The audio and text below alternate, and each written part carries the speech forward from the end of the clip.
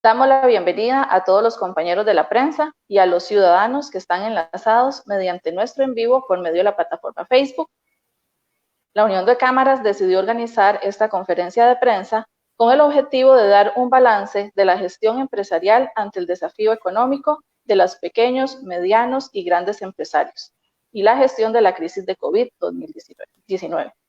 Para eso nos acompaña el señor Álvaro Sáenz, presidente de UCAEP y recientemente líder del Comité Enlace Sector Productivo Gobierno.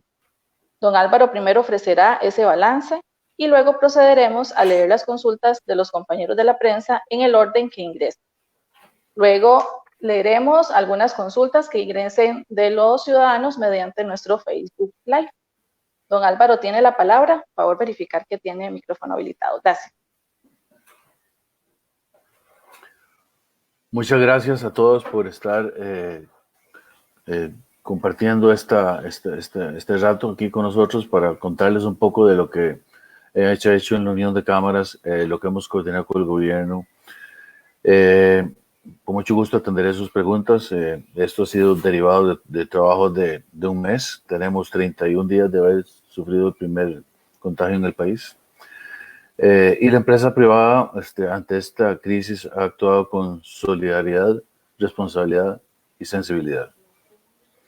Todos los pequeños, medianos y grandes empresarios, formales sin excepción, hemos acatado las medidas sanitarias que el Ministerio de Salud y el gobierno decretaron.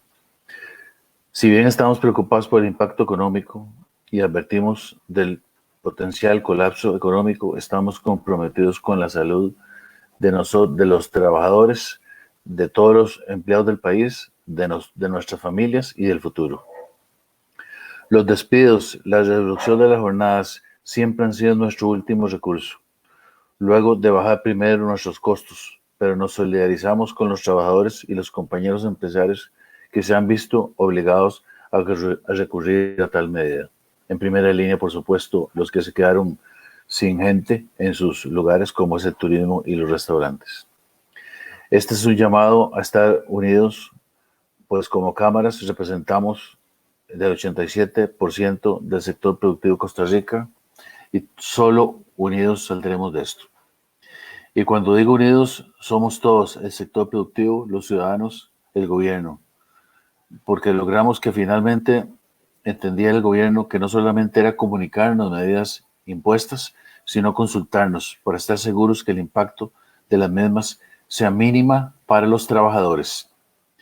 Por eso creamos el Comité de Enlace Sector Productivo Gobierno, donde está toda la cúpula de UCAEP, para hacer este ente a través del cual se llevan las preocupaciones de los empresarios hacia quienes nos gobiernan y tratar de ajustar estas medidas. En esto se ha logrado en las últimas semanas una relación muy buena. Creo que como costarricenses hemos entendido que estamos hermanos en un mismo país y estos son los aportes que hemos logrado. El cierre restringido sanitario durante la Semana Santa para lograr bajar la tasa de contagio. Se iban a poner medidas más estrictas afectando la producción y la compra de bienes de canasta básica. Se coordinó bien los cierres, pero no el cierre, los cierres sociales, pero no el cierre productivo, para que las fábricas, los agricultores, las exportaciones, los servicios esenciales privados pudieran seguir adelante. Servicios de transporte público y transporte privado que siguieran adelante. Las actividades comerciales esenciales también que siguieran para no crear pánico en la población, como son la venta de alimentos, de farmacias, de insumos agrícolas para que las cosechas no se pierdan, de comunicaciones y de combustibles y servicios bancarios. Las operadoras privadas de telecomunicaciones han mantenido la conectividad del país y han apoyado a las autoridades en diferentes formas para optimizar la conexión y la relación de las personas. Felicitamos al gobierno y a los funcionarios públicos de salud y de seguridad quienes durante esta pandemia han estado trabajando día y noche y madrugada para que todos los costarricenses podamos seguir adelante.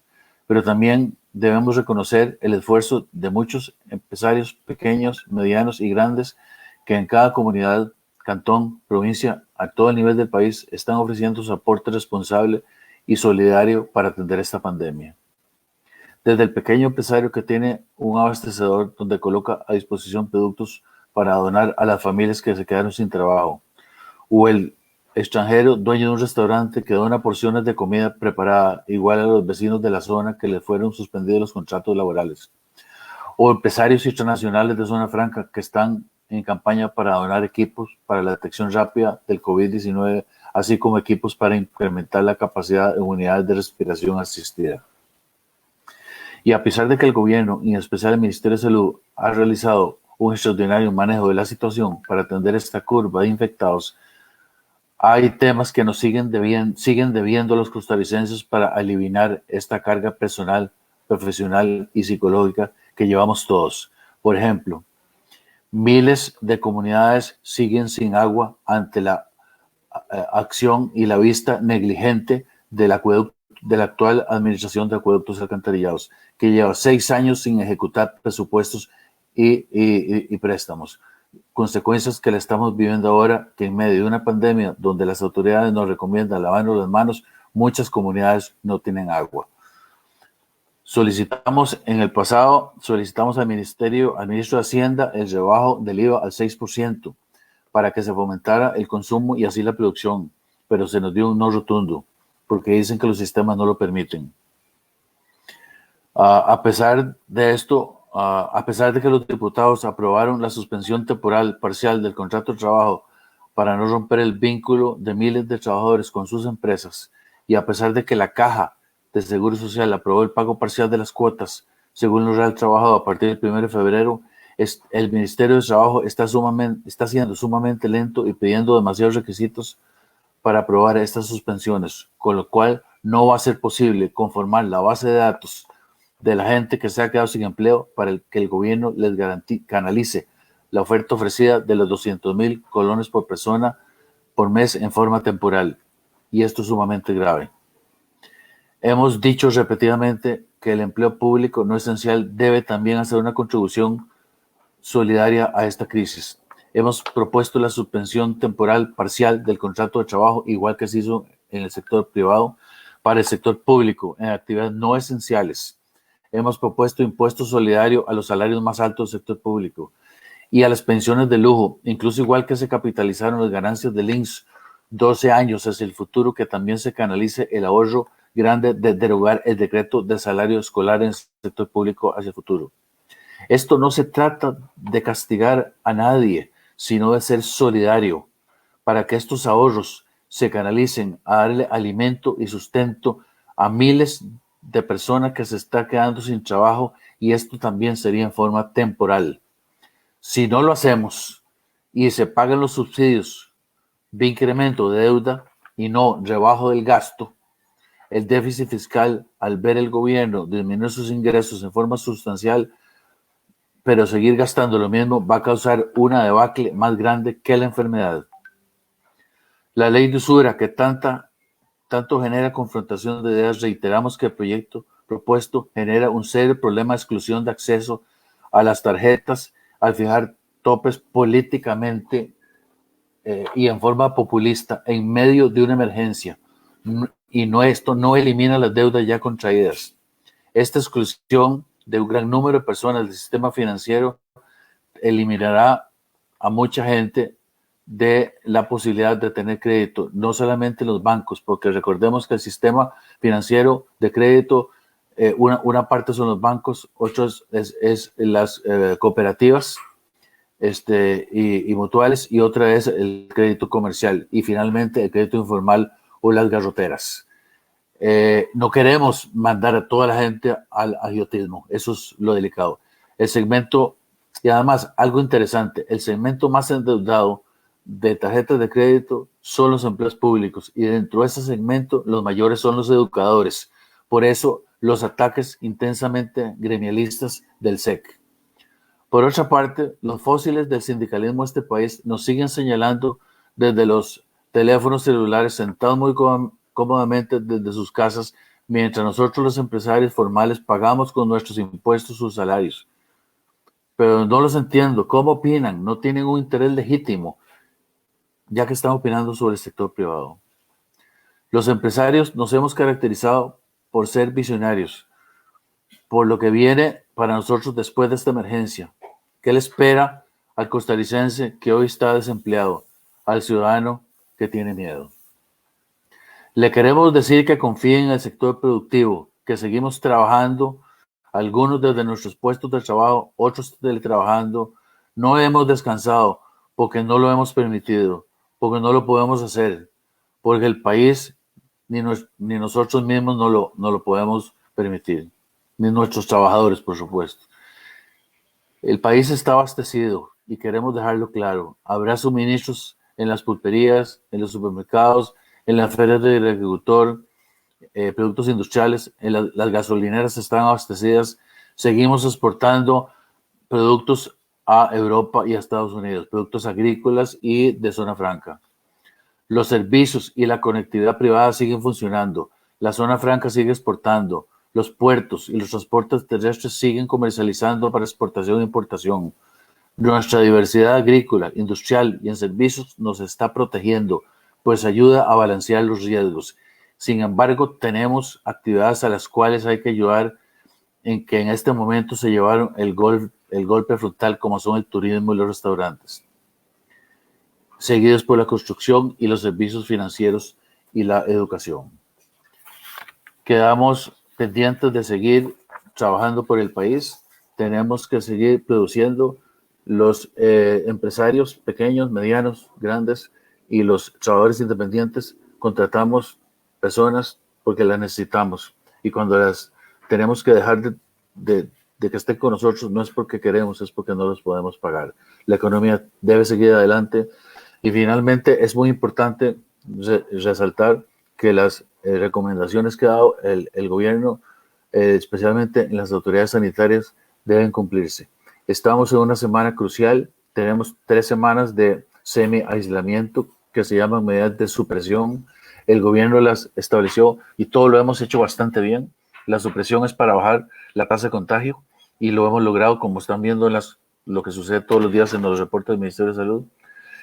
Recordemos que mucha gente puede estar asintomática, pero poder contagiar. Por lo tanto, estar aislado implica que la gente, mientras supere el virus, no va a contagiar a otras personas. Y eso disminuirá mucho la tasa de contagio o las enfermedades después de Semana Santa. Quedándonos en casa, ayudamos en esto.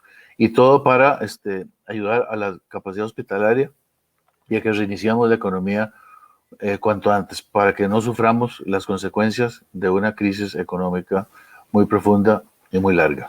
Muchas gracias. Cualquier pregunta a sus órdenes.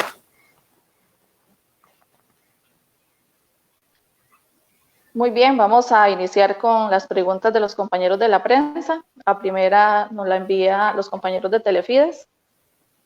Don Álvaro, la preocupación de Telefides va hacia las empresas pymes como la nuestra. ¿Cree que las medidas que anuncia el gobierno son por lo menos un paliativo ante esta situación? Después de que pase esta crisis, ¿cómo considera usted que las pymes podemos reacomodarnos en un escenario económico tan complicado como el que nos espera? Vamos a ver, Costa Rica tiene 496,000 micros y pequeñas empresas, 350,000 empresas inscritas en el Registro Nacional, 243,000 trabajadores independientes. Evidentemente toda la economía está interconectada. Un ejemplo de cadena productiva y encadenamiento productivo es en la zona franca, donde las pymes le proveen a los zona franca 2.300 millones de dólares en bienes y servicios al año. Yo creo que todas las medidas que se han implantado de ayuda temporal, más las que estamos pidiendo, ayudarán a que ese encadenamiento de pymes pueda restablecerse rápidamente. Finalmente, un número importante es que Costa Rica es pymes. 70% de las empresas tienen menos de 5 empleados. Esperamos que todo ese tejido social que forman las pymes se fortalezca con estas medidas y sobre todo con la reactivación económica. Por eso es importante cumplir las normas de salud rápido para que podamos reiniciar. Ok, Paula Umaña del Observador. A la fecha, La UCAEP tiene una estimación de la cifra de desempleo en el sector privado provocado por el coronavirus. Sobre las propuestas hechas por el grupo de enlace creado con otras cámaras, ¿cómo avanza el proceso de negociación con el gobierno? ¿Con quién del gabinete se está negociando? ¿Cuál de todas las propuestas consideran la más urgente? Son varias preguntas, entonces se las puedo repetir, ¿no, Álvaro? Bueno, vamos a empezar por la última. Hemos estado negociando al más alto nivel con el presidente de la República y con los ministros que él designe de acuerdo a las particularidades de los temas que van surgiendo. Ahí estaba sentado en esa mesa el ministro de la Relación Institucional con la empresa privada, don Andrés Garnier, doña Pilar Garrido, Janina Dinarte, ministro de Hacienda, etcétera. Entonces, el presidente le ha dado la mayor importancia al tema. Debo también decir que hemos estado en comunicación con varios señores y señoras diputadas, para indicar la importancia de pasar algunas leyes temporales, como se ha hecho, ¿verdad?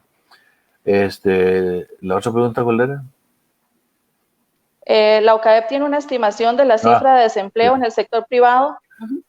Vea, solamente recordemos que el que se llevó el golpe frontal en esto es el turismo, y el turismo representa 220,000 empleos en el país, turismo y restaurantes directos, pero indirectos son otros 200,000. Es un 8% del PIB y eso sufrió un golpe muy fuerte. Es casi quedarse sin materia prima para una fábrica, sos turista, ¿verdad? Solo queda el turismo interno.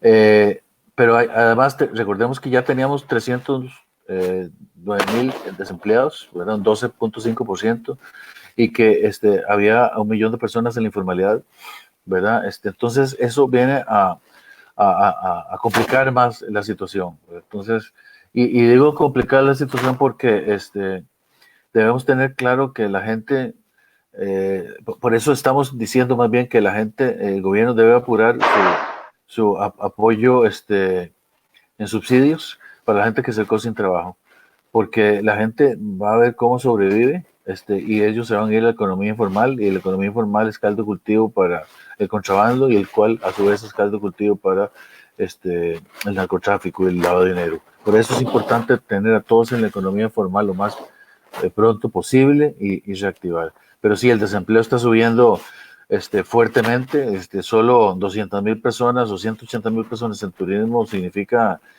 casi un 60%, casi llegar al 20%, esperaríamos por ahora. Pero vamos, hay actividades también del lado positivo que están bien, ¿verdad? Bien relativamente, pero porque al final todos estamos encadenados, pero estamos sosteniendo el país. Bien, igual Paola Omaña del Observador, ¿cómo podría participar la empresa privada en este tema? ¿Cómo podría colaborar y conocer si tienen un plan o una línea de comunicación como CAEP con otras cámaras empresariales para conseguir recursos o diagnósticos que permitan hacer esas pruebas masivamente? Bueno, nosotros los invito a entrar a la página ucaepinforma.com y entrar a los reportes que hemos emitido. 2 reportes técnicamente muy bien sustentados, barridos de bibliografía, sobre el COVID-19. El segundo, sobre todo, que se llama Coexistiendo. Hemos coordinado, esto es para hablar un mismo lenguaje con todas las cámaras. Era importante que entendiéramos toda la importancia de supresión y luego de la mitigación. Y para eso hemos coordinado absolutamente con todas las cámaras del país, dentro de LOCAEP y en la comisión de enlace. Hay, como describían en el comunicado, y va a salir, hay grupos empresariales también comunicados con la Unión de Cámaras, aportando específicamente en los temas que usted menciona, muy importantes de detección masiva en la población, de modo que podamos rápidamente determinar quiénes están enfermos o contaminados de la enfermedad y aislarlos. Recordemos que el único número que no conocemos pues conocemos las personas que están en hospitales, las que están con el virus, las que están en cuidados intensivos. La única número que no conocemos son las personas que tienen el virus, que son asintomáticos y que no han sido testeados. Por eso es que esta detección masiva es importante para aislar. Cuando usted determina una persona que no tenía síntomas y la aísla, en ese momento corta completamente las posibilidades de contagio adicional. Por eso es la importancia. Entonces estamos trabajando con el gobierno y con grupos de empresas privadas para importar máquinas que detectan la presencia del virus en 5 minutos. Entonces, y se pueden instalar en aeropuertos, se pueden instalar en fronteras, sobre todo pensando en la crisis que se le avecina a nuestro país, de frontera norte con Nicaragua. Y tenemos que contener eso, porque el peligro no solamente es que hagamos algo ahora mal hecho, sino que lo hacemos bien. Después de Semana Santa ingresa mucha gente de Nicaragua o de Panamá infectada y nos causa una segunda ola de pandemia, la cual nuestra economía no podría resistirla. Por eso es importante este muestreo masivo de personas, ciertamente. Y también estamos trabajando con la zona franca, usted sabe que aquí hay un clúster de equipos biomédicos para aumentar bastante la capacidad de respiradores, para ayudar en la respiración asistida, y todo eso, incrementar la capacidad hospitalaria. Todo eso estamos haciéndolo en conjunto con la Caja de Seguro Social y grupos de empresarios. Don Álvaro, en esa misma línea nos pregunta Luis de la prensa también si tendremos en este momento un corte sobre pérdidas de empleo en empresas que hayan aplicado, pero la reducción de jornadas.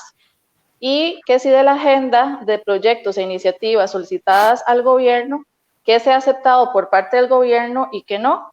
Y listo, eso sería.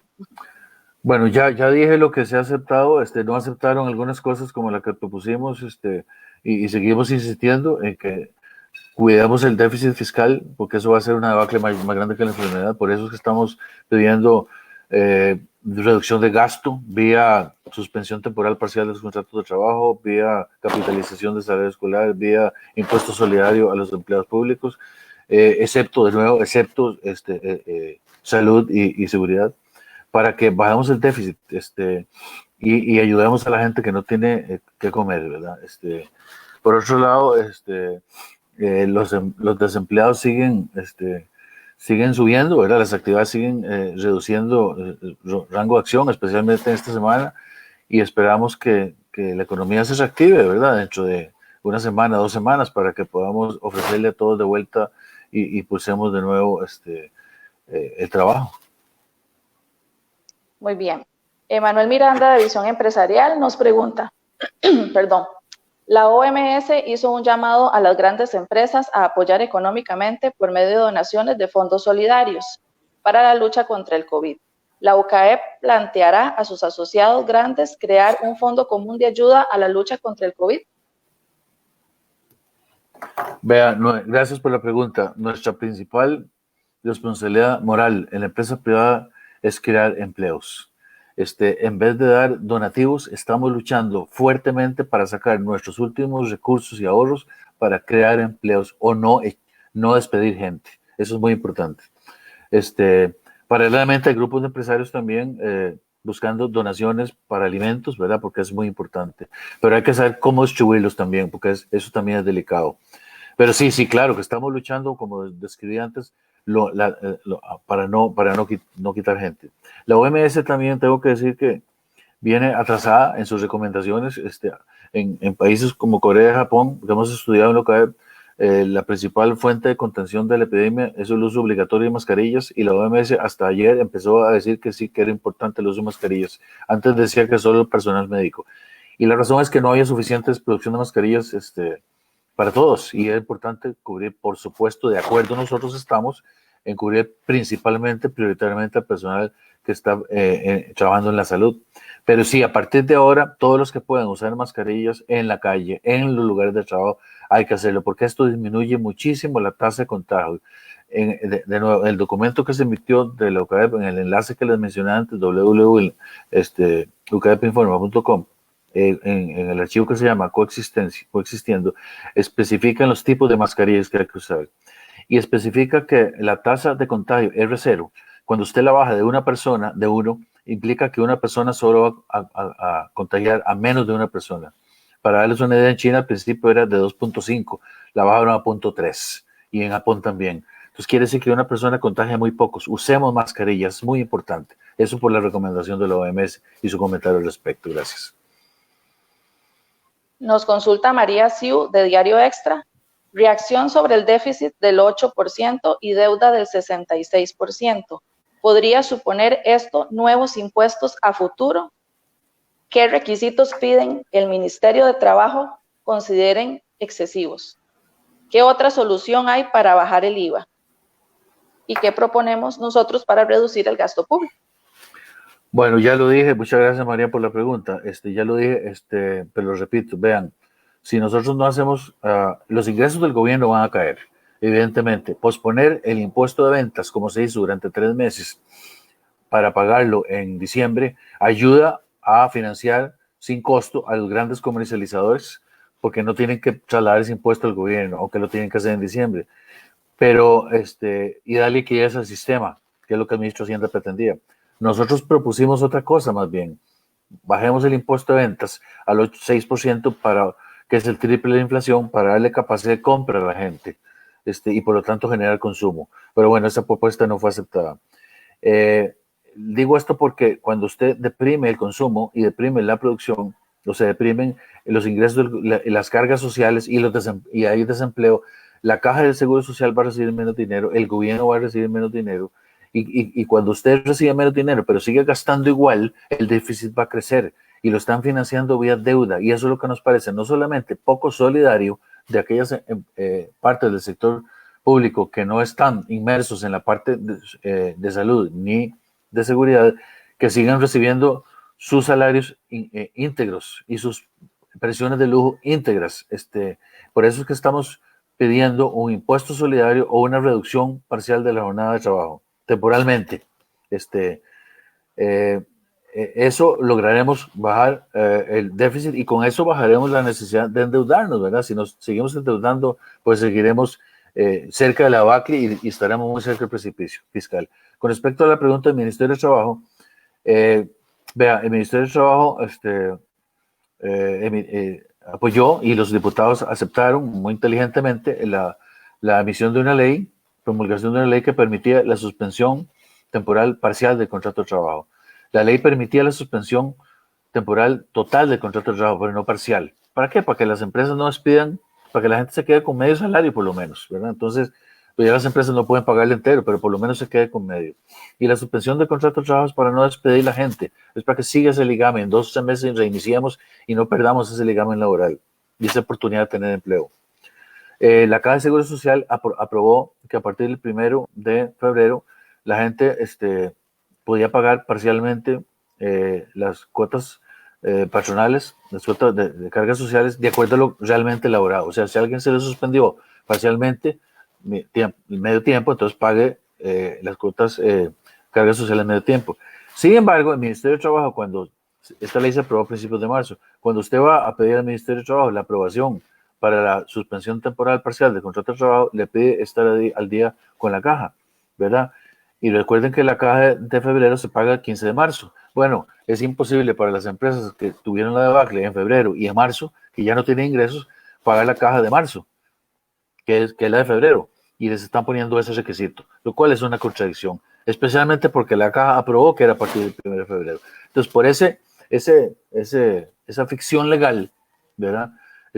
Están impidiendo que se aprueben las suspensiones parciales temporales de contrato de trabajo para aquellos patronos que están morosos después del 1 de febrero. Queremos insistir, las personas o empresas que están morosos antes del 1 de febrero no nos cubre y no es nuestra queja. Estamos hablando después del 1 de febrero, que la ley lo permitió y la Cámara lo aprobó. Entonces, esa ficción legal está en contra de la realidad económica. Las personas no pueden pagar, las empresas no pueden pagar los salarios, las empresas no pueden pagar las prestaciones y no quieren romper su ligamen laboral, entonces quieren suspenderlo, pero el Ministerio de Trabajo, primero, está tramitando muy lentamente eso y segundo, está poniendo requisitos burocráticos contrasentido.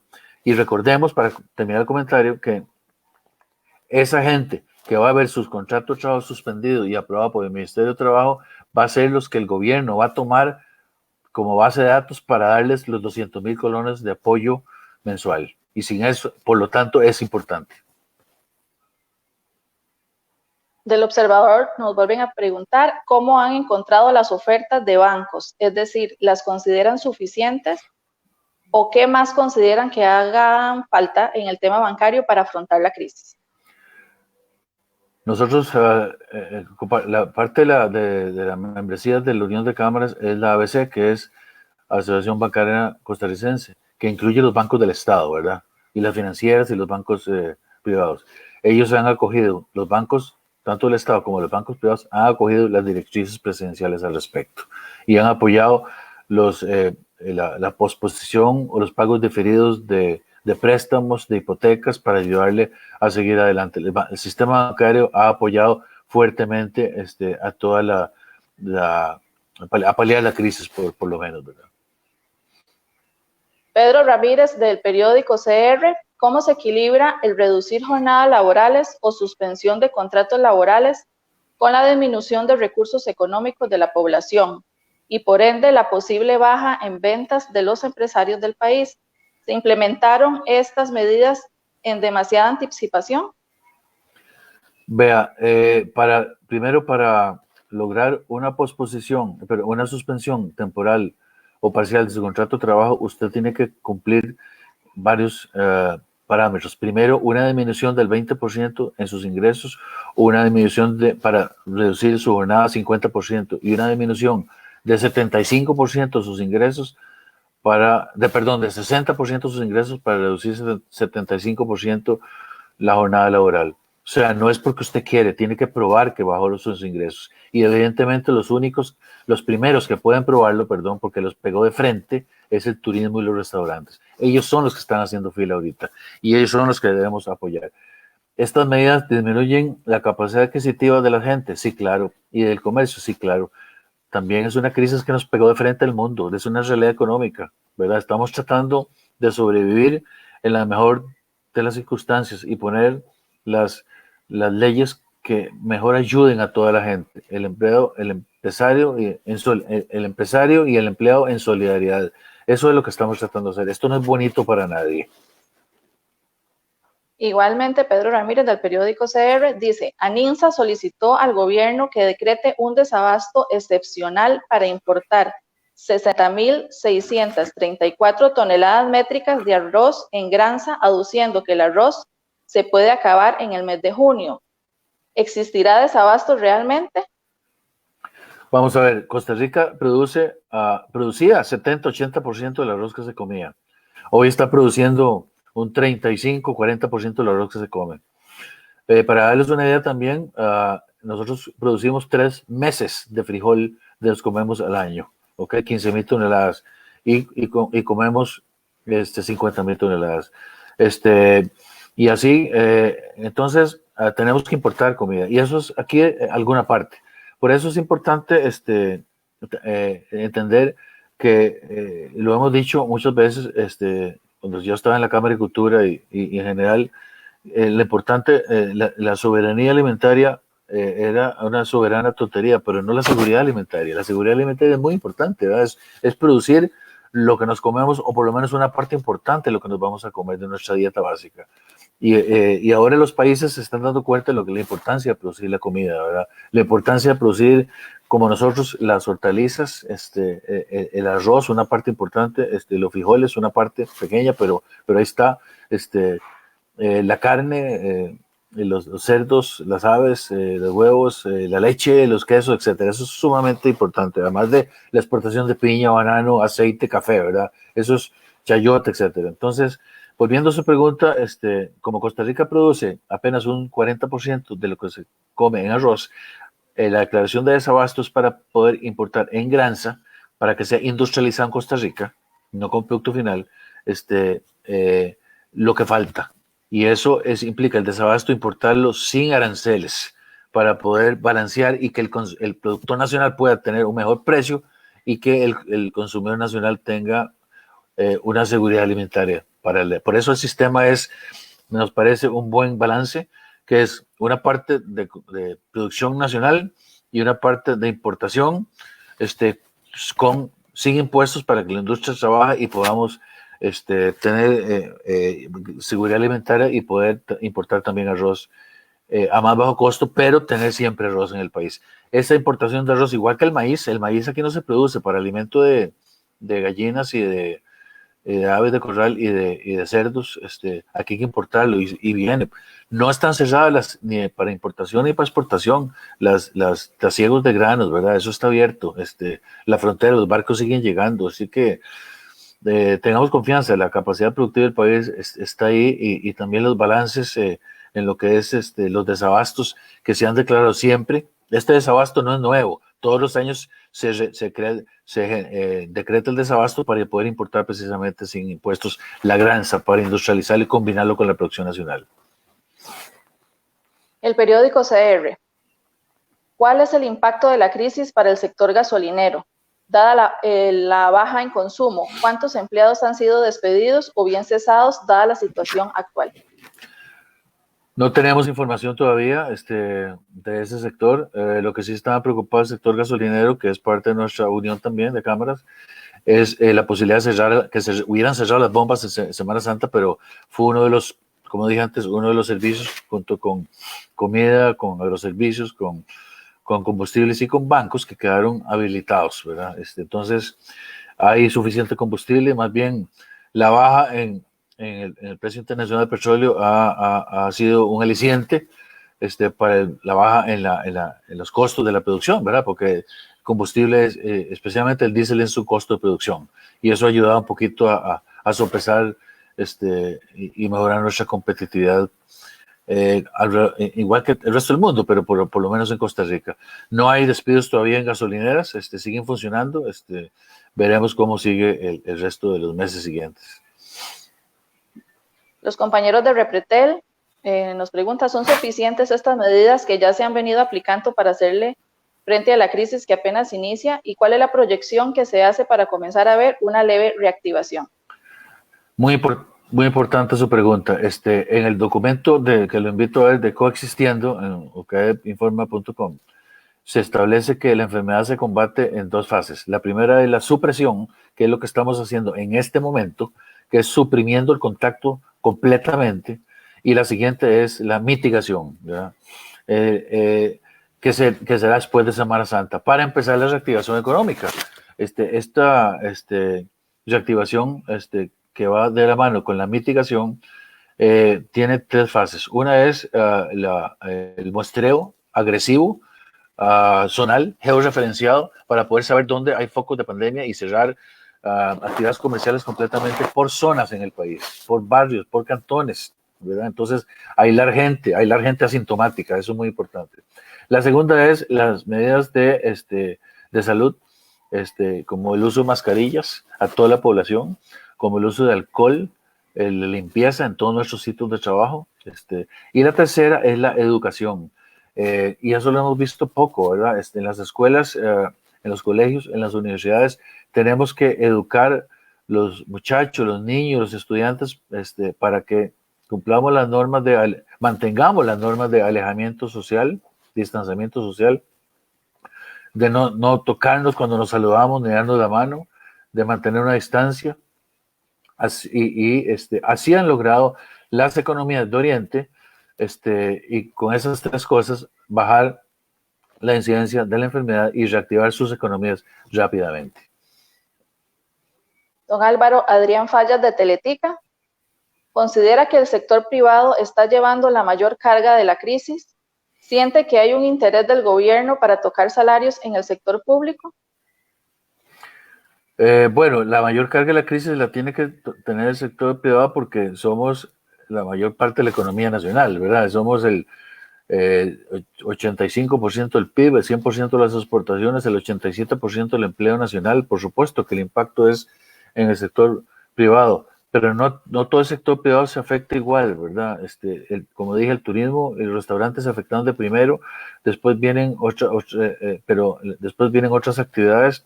Y aquí lo importante es entender que debemos evitar el rompimiento de las cadenas de valor. Y eso quiere decir la interconexión entre todos nosotros para reactivar la economía más rápidamente. No solamente se trata de un tema solidario de personas, sino se trata de un tema solidario empresarial. Reactivamos más rápido entre todos que comunidades independientes. Creo que el sector público, yo lo dije antes, ha mostrado una gran eficiencia en su trabajo en las partes de salud y de seguridad, de comunicaciones también.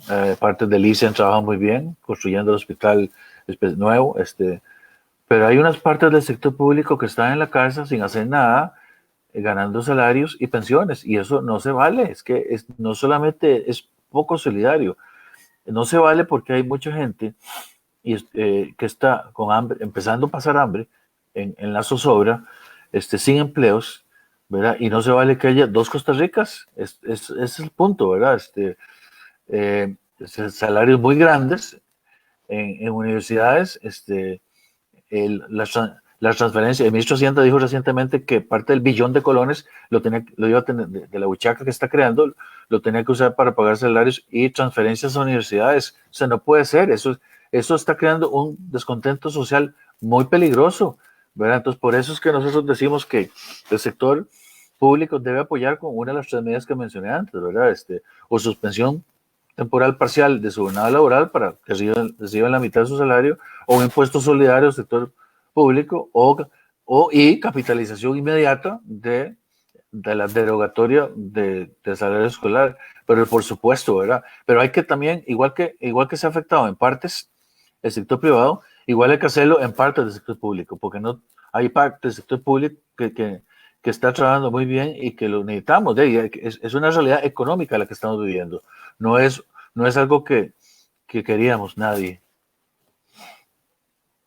Alan Madrid, del periódico CR, ¿qué acercamiento tiene la UCAEP con la ministra de Turismo en relación a atender temas de subsidios para trabajadores del sector afectados por esta emergencia? Bueno, con doña María Amalia tenemos un acercamiento a través de Canatur, por supuesto, que es la Cámara de Turismo de Costa Rica, y CACORE, la Cámara de Restaurantes. Ellos están muy involucrados. Yo he hablado con la ministra también. Como dije, son las actividades que se llevaron el golpe de frente de primero, y los que hay que ayudarles de primero. Y lo importante aquí es, de nuevo, que el Ministerio de Trabajo se mueva y deje de estar usando ficciones jurídicas y apruebe la suspensión temporal, parcial o total de los contratos de trabajo para aquellas empresas que estaban al día antes del 1 de febrero, y apruebe esas suspensiones para poder tener esa base de datos para que el presidente de la República pueda cumplir lo que ofreció. Yo creo que él quiere hacer y tiene dinero, que es depositarle 200,000 colones a aquellas personas que hayan sufrido suspensión de su contrato de trabajo, pero sin esa base de datos no se puede. Y por supuesto que es primero turismo y restaurantes, pero siguen otras. Además, a esas actividades se les han pospuesto, los bancos privados y los estatales les han ayudado con sus pagos de préstamos, de hipotecas, en la Caja de Seguro Social con sus posposición de cuotas obreras patronales, etcétera, ¿no? Se les ha ayudado bastante a todas aquellas actividades en forma temporal que necesitan ese alivio. Freddy Barrantes nos consulta, ¿sería posible tener acceso a esos cálculos matemáticos que indican la reducción del IVA al 6%? Bueno, esos cálculos matemáticos salen del aumento que se tuvo en el IVA entre agosto y diciembre del año pasado, cuando entró en los servicios, que fueron 400,000 millones de colones adicionales, ¿verdad? Entonces, si usted en 5 meses puede obtener ese incremento, por el total, pues una reducción a la mitad, perdón, usted puede obtener ese incremento sumándole servicios, que eso fue lo que pasó en 5 meses, en medio año. Usted, en 3 meses, en el total de la población, con una economía deprimida, bajando el IVA al 6% o a la mitad, puede obtener un equivalente a 300,000 millones de colones, que es lo que el presidente está diciendo que necesita para darle sustento económico a